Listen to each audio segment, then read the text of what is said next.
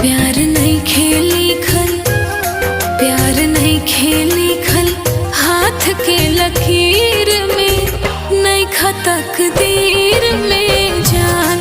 प्यार नहीं खेली खल, हाथ के लकीर में नहीं खा तकदीर में जान।